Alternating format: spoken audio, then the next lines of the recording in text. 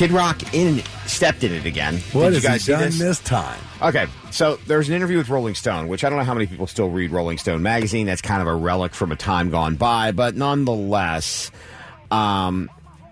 he said, Rolling Stone, they basically asked him how he went from America's favorite hard partying rock star to a MAGA mouthpiece. Basically, towards the end of the interview, things get a little dark, and a Kid Rock, totally wasted, waves a gun around, drops the N-word a few times. Waved a gun around? Yeah, and complains about black women having children they cannot afford. Whoa. When did this happen? It's when the interview, it was a recent interview. I don't have the exact date. So, but it was published in Rolling Stone. Yeah. Well, I don't know if the interview's been published, but this is what happened during the interview. I haven't seen the full interview. Okay, and then he says at the end as the reporter's leaving, do me a favor, write the most horrific article about me. Do it. It helps me. Yeah. And then I feel like he and Ted Nugent are along the same school of thought. Just be as nutty as possible, but it does put you in a weird category. Well, yeah, because everything comes from he's doing everything from a far right thing, instead of just being nutty, instead of just being nutty in general. But yeah, Ted does the same thing. So yeah, that's who we need speaking about cultural issues. It's Kid Rock waving a gun around and accusing people of not being able to take care of their What's kids. with the gun, though? Why? Why is he doing that? Don't know. I mean, why he took a gun into a Rolling Stone, unless they came to his house, maybe. I would assume they came to his compound in Nashville. That's another thing. When you live in a compound, that puts you on a different level as well. Hey, that's what I wanted. A compound. Yeah, I guess when I hear the word compound, it reminds me of the Branch Davidians or whatever. No, I just want a big piece of land for all my family and friends to have a house on. That's right. You're not operating a cult, like our own town kind of thing. Yeah. I mean, I think here's the problem. Everyone entitled to think the way they want to think. And I do think that we live in a system where the more kids you have, the more government money you can make. He's not wrong necessarily about the system. It is the method, and you cannot make blanket statements is the problem. Right. That's where the issue comes into play. Because, everybody can look around. Nobody's blind. There's some flaws with the system. And there have been for years and years and years. But you cannot loop everybody together in one category and make a giant blanket statement because everybody's situation is different. There is wisdom in not speaking, as well as maybe speaking on things you're intimately acquainted with. There's wisdom in not speaking about things too. Correct. You don't have to answer every question someone asks you. There's wisdom in that. What I don't get about Bob is there was a time when I believe it was him who said the quote, I don't want to be into politics because I don't think musicians and actors need to make laws any more than I think politicians need to write songs. And somewhere that just, went out the window. Yeah, and I see that with a lot of musicians, actors, as they get older. And they get that platform, I'm telling you, when you get to a certain age, I don't know. I don't think Kid Rock's that old, is he? He's 50. Okay, 50. Yeah, I guess you're not old enough to lose your filter at that point, but I have seen elderly people with zero filter. Oh, yeah. I think that happens as you age. You stop caring what people think about you, and I do think you need to retain a little bit of that in your life. You should have some self-awareness. That is key. Don't lose that, people. Right. And when you've had several, strong cocktails, I guess the so. truth serum gets in you, and the filter gets even, less. You can be who you are, but you can have some compassion and some understanding about the people around you. Well, I think we've probably talked about this before. People have this misguided concept that, I have freedom of speech. I can say whatever I want. That's not what freedom of speech means, and it drives me insane. Freedom of speech protects you from the government. The government. Freedom of speech only applies to the government. It doesn't apply to just being able to fly off the mouth and say whatever you want. Okay, no, I disagree with that, but with a but. I think you do have the freedom of speech as long as you're not like inciting a riot. Correct. Things like that. But people also have the right to react to your speech the way they want to. That's the thing.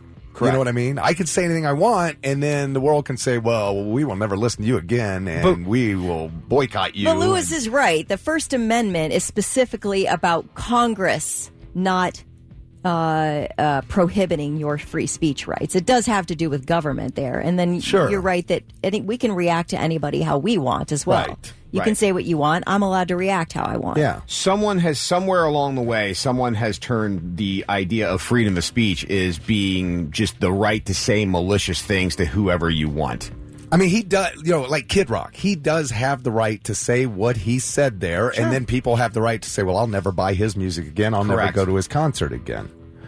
Yeah, it's just, I think the idea is everybody jumps on everything everybody says. Yeah. And again, everybody can have their opinion. Hell, I have people that I fundamentally disagree with. Still friends, though. I'm cool with them. I'll still get together and have a beer and watch a game with them. You're allowed to have a difference of opinion. The problem now is we've become such a society where, but I believe you're wrong and I don't like you. And remember back before the 2020 election when people were saying, I can't even have Thanksgiving with my parents because they're this and that. And they don't, and that was just, to me, that's where we sort of turned a corner. Yes. Where we can't even have Thanksgiving with our family because we feel differently about things. It's like, we got to get back to being okay with our loved ones who have different opinions than us. I found out the hard way. I mean, our system might be ridiculously flawed beyond repair, but I found out the hard way during the pandemic. We had to furlough 3 weeks over a certain period of time. So I had to take a week without pay. Now, the company told us that we were entitled to unemployment while we were furloughed because for a week we literally couldn't do anything with work. I remember I wasn't going to take it. And then a guy was like, no, you paid into it. You take your unemployment. I went to file. I spent 3.5 hours on the phone, to the point where I was like, screw this, it's not even worth it. And I hung up the phone going, okay, the one time in my life I decided to take this, it was a 3-hour trial. Yet there are people that get that check like clockwork that haven't worked in forever. And I go, if you want to fix the system, take it, hire people to take it case by case and go into somebody's house and go, hey, see, you've been collecting unemployment for a while. Yeah. I mean, you've been collecting unemployment for like 15 years, right? Yeah. Haven't even applied for a job? Yeah. You got 60 days. Find a job or you're done. Fix that. Like, you. How about that? How about that, Two-Face? Gooface? Jerk-ass. Yeah, I don't know. I don't know what the solution is. I don't. I do wonder, and somebody even texted in about it, and I was thinking it, does it help them stay relevant? Like Ted and Kid Rock, when they say these things, do they say it to get the reaction? I don't know, but I hate the fact that everything has had to take some form of political turn to it. ESPN has struggled. You know why? Because they decided to get political instead of just reporting on sports. Now you have Rolling Stone, and I agree with you, Bart. It's not necessarily about being a liberal magazine, but there was a time when the only thing Rolling Stone did was report on music and bands and stuff like that. And I guess technically a Kid Rock interview might fall into that category, but it was just about the music. It was just about the tour, the song, and hey, you just got out of rehab, stuff like that. Not, so where's your voting strategy lie this upcoming election? You know what I mean? Stop! I don't go to Rolling Stone for political commentary. Boy, they've been doing it forever, right? Yeah, and Kelly, I'm sorry I upset you yesterday because I said I don't even want to vote because the biggest thing I hate is the division in our country. I hate how divided. Because if you want to support left, it's what you feel. Great, right. Same on the right. I don't care. I just hate how divided we are as a people. Yeah, you didn't. The only thing that upsets me about somebody with a strong opinion, which you have, and I appreciate it so much, is that people like you need to vote. Like, we need to come together and vote. Right. Like, for the things that we're passionate about. And when you pull yourself out of that, like, you're doing a disservice to everybody who feels the same way you do. I see where you're coming from, but I'm part of the majority.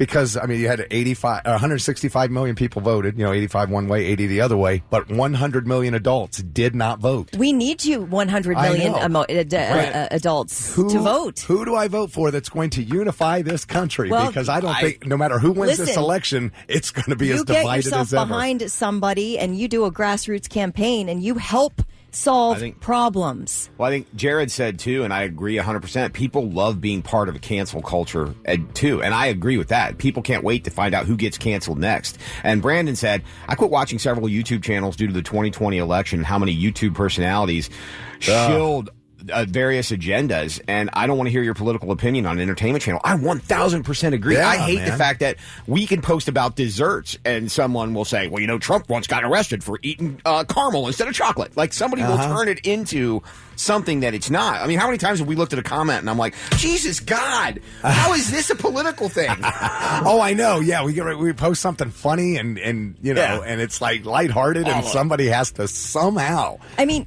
let me just give you an example of a grassroots campaign that was really successful, and that is getting recreational marijuana. Like, we all were able to get off our butts and vote for something like that. Why can we not do the same to deal with politics in our country? I wish. We won't. It's like we talk about Sonic Temple. It was such the great thing about it was everybody out there had a common bond. Nobody gave a damn about who was running for president. We were out there as a unified group having a blast. Yeah. And that was awesome. What was awesome about those 4 days, whether I was in the back hanging out with people or I was in the front hanging out with Blitz Nation, or I was randomly walking around, I didn't see, hear, or feel politics anywhere. It's awesome. And it was fantastic.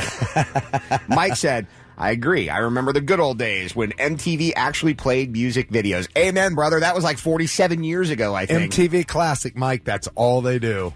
It's awesome. It just... All I'm saying is pulling yourself out of the mix and not voting does everybody a disservice. Like, if you can't find a person to put that reflects your views, then there's some grassroots campaign somewhere with a guy or gal that works. Go throw your energy behind that person. Even if they don't win, you're doing something. Okay. You're doing something to change things. Right. And Keith said, how come the media only makes a big deal when right-wingers speak their mind? It's constant. I don't know that, because I think AOC is bat-ish crazy. But I also think MTG is an equal amount of bat-ish crazy. It's because they're extremists. They're so far to each side. It's like there's no compromising with these guys. I think they're all overpaid children who need to lose their jobs, but that's just my opinion. But yeah, and then like I said, I mean, just who's going to unify us as a people? Because I always come back to the same thing. And I actually saw a story today. I always say, there's 350 million people in America, and we have Biden and Trump are our choices. I mean, it's just, how can I take that seriously? And I was reading today. You like RFK Jr.? Throw yourself behind that dude if you like him. But I know he's not going to win. It doesn't matter. You are doing something to help. Okay. Wait, hold on. Let me say, it was because that we have this situation because most people just don't want the job.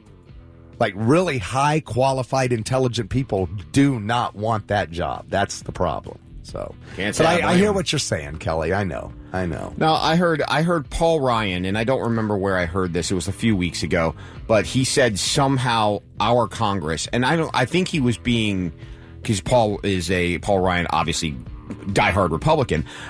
He was saying that our Congress has lost the ability to do its job because there's too many personal agendas that get in the way. Yes. And I 100% agree with that. Like, the idea of compromise has apparently been thrown out of the rules of Congress, and it's not allowed. Right. Like, it used to be, people forget, okay, and I'm going to use this as an example, don't at me, but people hate Obamacare. I get that. But you have to understand that compromise had to come into play for Obamacare to even be a thing. Sure, absolutely. So, that just... And now it's like, if you compromise, well, you're wrong. No, stop. I can always write in somebody. I'm going to write in Kelly Quinn. Good call. I've done that before because I wasn't happy with my choices, and I felt like I did something. Right. I felt like I did something. I didn't stay home. I didn't say, throw up my hands and say, forget it, it all sucks. Because, Right. I mean, it does, but we can do, at least we can get ourselves to a voting booth and go home and feel good about the fact that we tried. Seth said, I say we all band together and vote to abolish the damn IRS. That's going to bring America back together again when we're not paying any freaking taxes. Seth, that might be a successful platform for someone.